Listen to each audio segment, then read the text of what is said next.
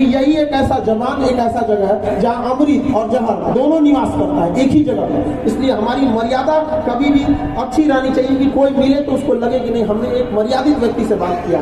आज का समय शिक्षा का है और हमेशा याद रखिएगा, जब भी हमें कभी समस्या आती थी तो हमें भीमराव अम्बेडकर साहब का एक बात हमेशा याद आता था कि शिक्षा उस शेरनी का दूध है जिसने पिया वो दहाड़ा है।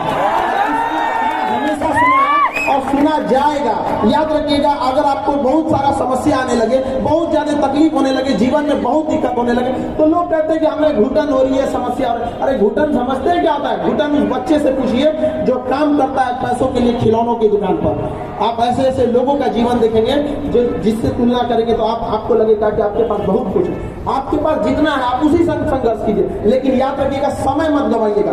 ये विद्यार्थी जीवन बहुत तपस्या का जीवन होता है। इसमें जिसने अपना समय बर्बाद कर दिया उसको जीवन में कभी भी कोई आगे नहीं बढ़ पाएगा। समय बहुत मूल्यवान चीज है और बहुत अहंकारी चीज भी है। समय स्पष्ट कहता है कि मुझे आज बचा ले, मैं तुझे कल बचा लूंगा। समय को हमेशा सदुपयोग कीजिए। समय के पास इतना समय नहीं है जो आपको दोबारा समय देगा। निर्धारित कर दीजिए आपको क्या करना है। जो जिस फील्ड में पढ़ रहे हैं, जिस फील्ड में उसी फील्ड में रहिए। जरूरी नहीं कि हर इंसान एक ही सेक्टर में कामयाब हो सके। आप में से बहुत सारे लड़के इंजीनियरिंग के होंगे, कुछ कंपटीशन की दुनिया के होंगे, अलग अलग सबकी अलग अलग समस्या होती है। अभी कुछ दिन पहले रेलवे वगैरह को लेके, एग्जाम को लेके समस्या आई थी। लगभग 3.5 लाख लड़कों का रिजल्ट रोक दिया गया था। आप लोगों को भी होगा जनवरी वगैरह में सारे teachers A to Z teacher, उसमें एक नाम हमारा भी था।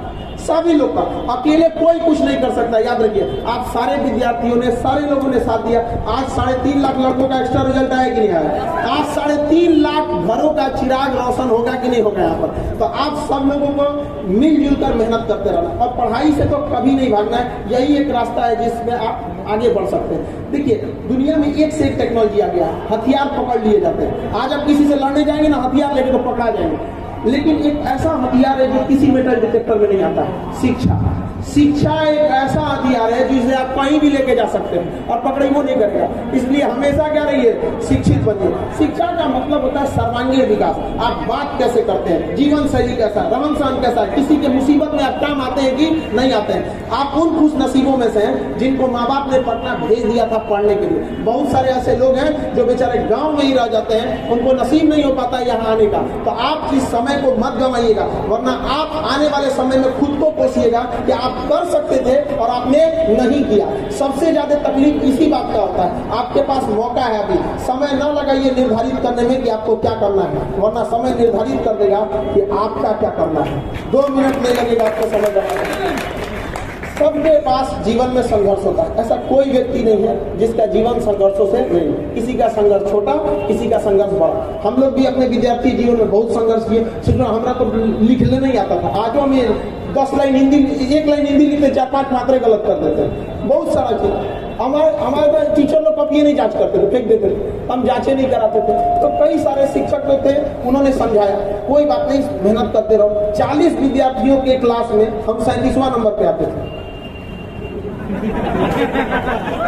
हमको बड़ा टेंशन होता था हमारा कुछ होगा कि ना होगा आगे जाके। लेकिन एक चीज हमने देखा कि जितने तेज विद्यार्थी थे सब लोग, उन लोग ने जब मैट्रिक में आए लोग, मैट्रिक जब पास किए लोग, तो सब इधर पूरा लंग भंग में लग गया। सब लाल पीला हरा में सबको तो आपको अनुभव ज्यादा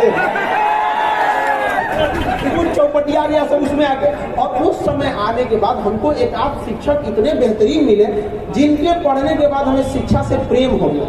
तो ऐसे लगता था जैसे आपको कैसे फोन का इंतजार रहता है, हमको क्लास का इंतजार रहता है। वाह भाई क्या पढ़ा रहे हैं।